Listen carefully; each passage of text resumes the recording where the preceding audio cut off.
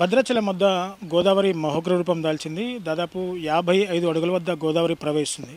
అయితే ఈ వరదల్లో కూడా ఒక సెలబ్రిటీ శ్రీ సీతారామచంద్రస్వామి దేవస్థానానికి దర్శనానికి వచ్చారు. సో దర్శనానికి వచ్చి కూడా ఒకసారి వరదని చూడడానికి కూడా వచ్చారు. సో ఆ సెలబ్రిటీ ఎవరో కాదు, మన ఉప్పల్ బాలు. సో ఉప్పల్ బాలు మనకు అందుబాటులో ఉన్నారు. ఒకసారిగా ఉప్పల్ బాలుతో మాట్లాడి మరిన్ని విషయాలు తెలుసుకుందాం. సో చెప్పండి, అంటే దర్శనానికి ప్రతి ఏటా వస్తుంటారా, లేకుంటే ఈసారి కావాలని దర్శనానికి వచ్చారా? మీరు విఐపి దర్శనం చేసుకున్నారా, నార్మల్ దర్శనం చేసుకున్నారా? లేదండి, గుడి చైర్మన్ గారు మంచి ఫోటో కలిసి దర్శనం ఇచ్చారు. సార్ చాలా బాగా మాట్లాడారు. మీ బోనలే కూడా చూస్తాను. ఈసారి బోనం ఏ తారీఖు తీస్తానంటే 9 తారీఖు అని చెప్పాను. ఐటీ సిటీలో గుడికి బోనం తీస్తానట్లు సార్ నన్ను ఫాలో అవుతుంటాడంట. బాగా మంచి దర్శనం చేయించాడు. మెయిన్గా అంటే ఫస్ట్ టైం నా లైఫ్లో గోదావరి ఇలా పొంగి పొరించడం చూడడం చాలా ఆనందం.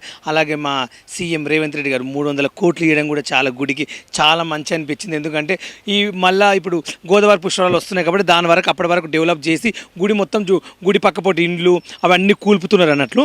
నేను ఎందుకు కూల్పుతున్నానని చెప్పి షాక్ అయిపోయినా.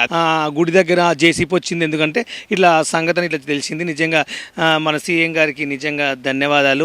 ఎందుకంటే గుడిని ఇంత డెవలప్ చేయడం, ఇట్లా మునిగితే కూడా ఇట్లా మొత్తం పోలీసు వాళ్ళు దగ్గర 1000 మంది దగ్గర కట్ట మీద మొత్తం పోలీసు వాళ్ళని పెట్టారు. అలాగే ఇట్లా గార్డ్స్ని కూడా పెట్టారు అన్నట్లు. పొద్దు నుంచి నైట్ అంతా 24 గంటలు 24 అవర్స్ ఒక 200-300 మందిని పెట్టారన్నట్లు. ఎందుకంటే ఎవ్వరు లోపలికి వచ్చి వీడియో తీయడం కానీ ఫోటో తీయడం కానీ అలా లేదు. వచ్చినా అక్కడ చూసి ఎంబడే ఒకటే సెకండ్లో పంపించేస్తున్నారు. ఇట్లా నడవాలంటే కూడా మెయిన్గా చెప్పాలంటే ఒకప్పుడు ఇది లేనప్పుడు వాకింగ్ చేస్తారు అన్నట్టు. ఈ కట్టపైన చాలామంది వాకింగ్ చేస్తారు అన్నట్టు. ఇది బాగా డెవలప్ అయ్యి బాగా పెరిగినాక అది తగ్గించారు. ఎందుకంటే మిస్టేక్లా ఎవరైనా జారి పడిపోయినా ఏమైనా ఇబ్బంది పడ్డా బాగుండదు అని చెప్పి ముందు జాగ్రత్తగా దగ్గర ఒక 1000 మంది దాకా గార్డ్స్ని పెట్టారు. అలాగే పోలీసులు కూడా దగ్గర 200-100 మంది దాకా అడుగడుగున ఒక 5 మంది అడుగడుగున 5 మంది. నేను షాక్ అయినా. అదే సీఎం కూడా వస్తున్నాడు చూడని కానీ నేను అనుకున్నాను. లేదు. బాలుగారు, ఇప్పుడు ఈ వరదలు వచ్చినప్పుడు ఎప్పుడైనా మీరు భద్రాచలం వచ్చారా? ఈ గతంలో ఎప్పుడైనా మీరు భద్రాచలం గోదావరి వద్ద ఇంత వరద రావడం మీరు ఎప్పుడైనా చూసారా? ఇదే ఫస్ట్ టైం మీరు చూడడం? నేను చాలాసార్లు వచ్చాను, ఆల్రెడీ దర్శనం చేసుకున్నాను, చాలాసార్లు వచ్చాను. గోదావరిలో కూడా కాలుముఖం కడుక్కున్నాను. తానం అయితే ఎప్పుడు చేయలేదు, భయపడి కొట్టుకుపోతానేమని బూగులతోటి. కానీ ఫస్ట్ టైము ఇన్ని నీళ్ళు గుళ్ళే చూడండి, గుళ్ళే మునిగిపోయినాయి. చూసి నేనే షాక్ అవుతున్నా. ఫస్ట్ టైం నా జీవితంలో చూడడం, వరదలు ఇంత మంచిగా రావడం, ఇంత పోలీసు వాళ్ళని వీళ్ళందరూ పెట్టడం మంచి అనిపిస్తుంది నాకైతే. ఎలా ఉంది మా భద్రాచల రాముడిని చూసిన తర్వాత? ఎలా అనిపించింది? గుడి ఎలా అనిపించింది?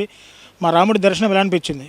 భద్రాచలం రాముని దర్శనం నాకు చాలా మంచిగా అనిపించింది. మెయిన్గా ఏంటంటే ఈ గుడిని ఇంత డెవలప్మెంట్ చేసి ఇన్ని కోట్లు ఇచ్చి అక్కడ పక్కన వాళ్ళ ఇండ్లు కూడా తీసేసి వాళ్ళ కోసం డబ్బులు ఇచ్చి వాళ్ళని పంపించి అంత నీట్గా చేసి డెవలప్ చేస్తున్నారు కదా. దీనికి మాత్రం నేను చాలా గ్రాండ్గా వెల్కమ్ చెప్తున్నా. నిజంగా ఈ బద్రీనాథ్ని ఇలాగే మంచి డెవలప్మెంట్ చేసి వచ్చే భక్తులకు ఇబ్బంది కాకుండా, ఎలాంటి ప్రాబ్లమ్స్ కాకుండా చూసుకొని రోడ్లు ఇంకా పెద్ద వేయించి ఇంకా పెద్ద కట్టేసి గుడి ఇంకా మంచిగా డెవలప్.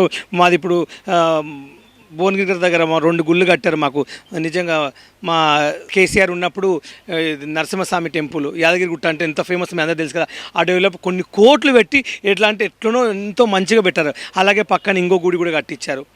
చాలా చేశారు. ఇప్పుడు నిజం చెప్పాలంటే మీ భద్రాచలంలో మంచిగా రామయ్య దేవుణ్ణి ఇంత మంచిగా కట్టియడానికి 300 కోట్లు ఇవ్వడం సీఎం గారికి నిజంగా చాలా ధన్యవాదాలను కోరుకుంటున్నాను. చూశారు కదా, పూర్తిగా రామాలయ అభివృద్ధికి కాంగ్రెస్ ప్రభుత్వం 300 కోట్లు ఇవ్వడం కూడా తనకు చాలా సంతోషంగా ఉందని చెప్పేసి కూడా ఉప్పల్ బాలు చెప్తున్న పరిస్థితి ఇక్కడ కనబడుతోంది. సో భద్రాచలంలో గోదావరి ఇంత వరద రావడం నేను చూడడం ఇదే తొలిసారి.